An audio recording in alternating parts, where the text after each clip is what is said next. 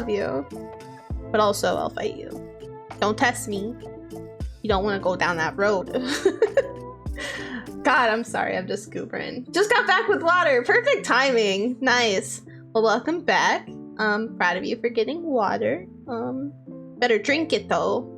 Like, getting it is one thing, but drinking it is another. So, yeah, I will say you guys would be proud of me. I've been working on building habits, and one of those being drinking more water. So like literally I've like got like this like routine now where it doesn't matter what time I get up, because like that's part of my issue is like for a while if I woke up late I would just like throw off my entire day and just ignore everything.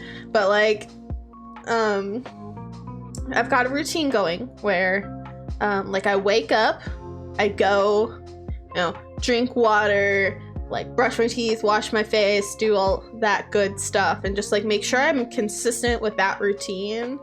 And I usually can get like 2 or 3 glasses of water in before I ever do anything else, if I can just like do this one routine I have like specified and like been working on, and it's been working pretty good.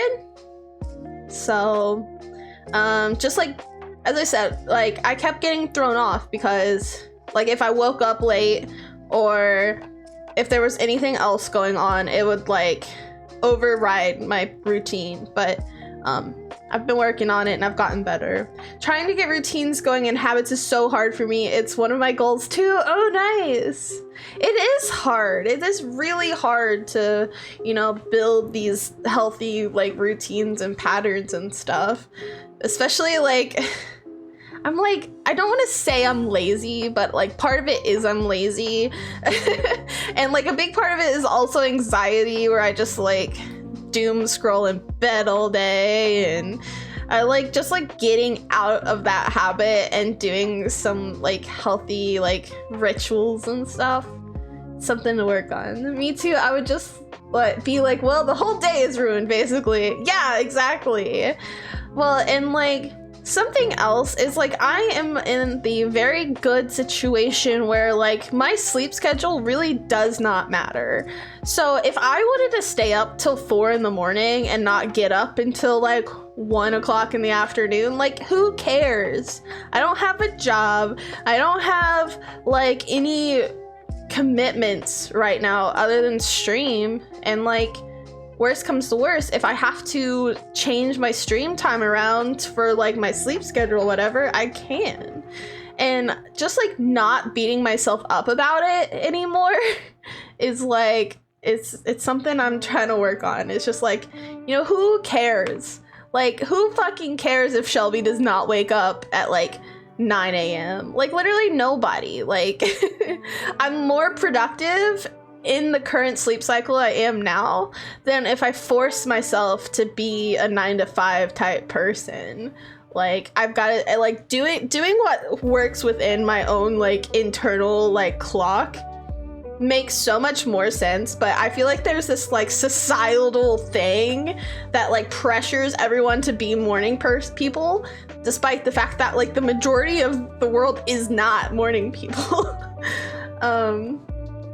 Same, I have no responsibilities, maybe clean a little and make some food. Yeah, exactly. Like my responsibilities around the house is just like housewife shit, you know, like clean and take care of the dogs and stuff. And Jake's been helping a lot with taking care of the animals and stuff, and that's really taken a lot off of my plate.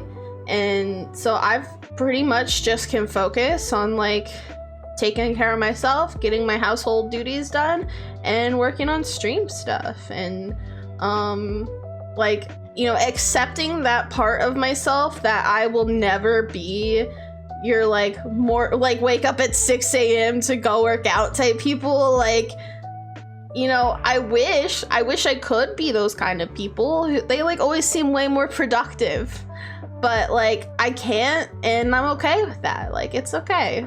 I've got to do what's best for me, and I know if I do something like that, I'm gonna burn out, I'm gonna like hate myself, and then despite how many steps forward I took, I'm gonna take that many more steps back.